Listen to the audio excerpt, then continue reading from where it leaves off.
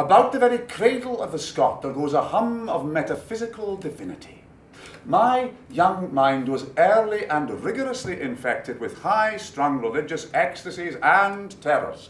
I found myself trapped between a Scottish Jehovah and a Scottish Satan, each as terrible as the other. Such was my morbid fascination for sin and retribution. I would sneak away to a quiet room and blaspheme repeatedly, as best I could, and wait. When an adolescent, I once sedulously repeated a formula I had read for summoning the devil, mercifully to no avail. Not only would I lie awake to weep for Jesus, I would fear to trust myself to slumber, lest I should not be accepted, and slip ere I awoke into eternal ruin.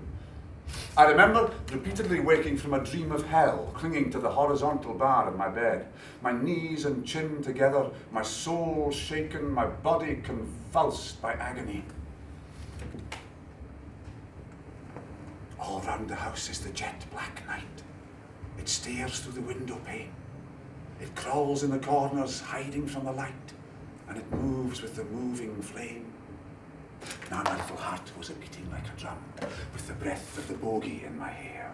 And all round the candle the crooked shadows come, and go marching along up the stair. The shadow of the balusters, the shadow of the lamp, the shadow of the child that goes to bed.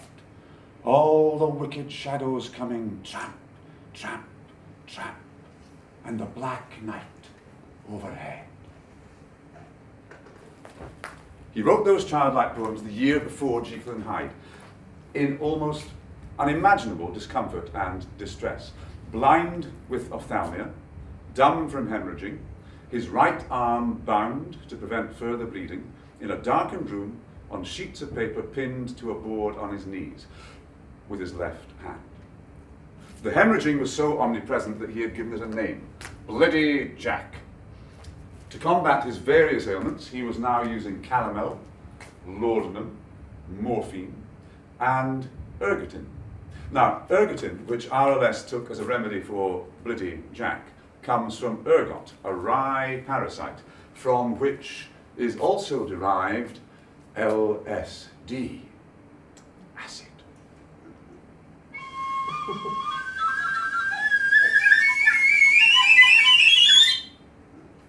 And he looked up and said, "I see men as trees walking." I did.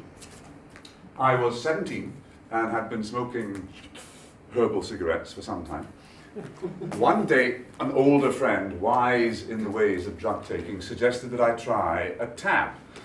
Still being essentially conservative in my ways, I demurred. The offer was adjusted to half a tab. There would always be somebody with me who would know what was happening to me, no risk, etc.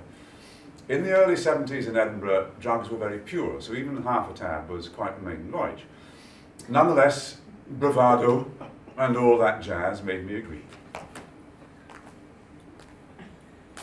After a while, things began to slow and intensify. Mundane objects and sensations became exaggeratedly interesting. Things morphed. I had the feeling that I was morphing too, so I went into the bathroom to look into the mirror. Mistake! This too was myself.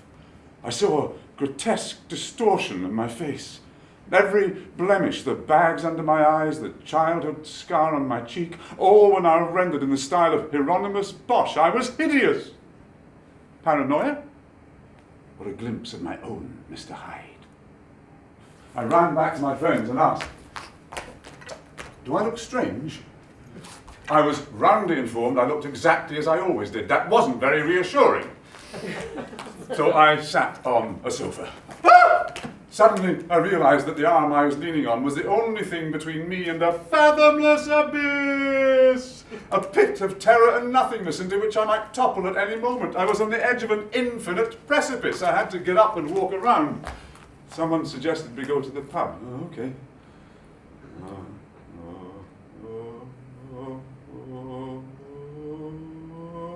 Outside, torture.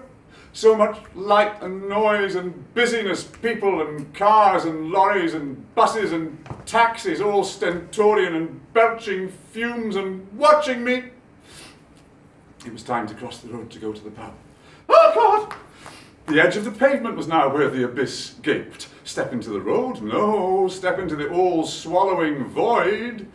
Eventually I was coaxed across the street. It was one of those Newtown cellar bars. You had to go down, more coaxing. As we descended, I could feel myself getting smaller and smaller and smaller and smaller and smaller. In we went. Why, this is hell, nor am I out of it. I was now tiny, and everyone in the bar was enormously tall, like giant redwoods. I was surrounded and imprisoned by talking, ambulatory giant redwoods.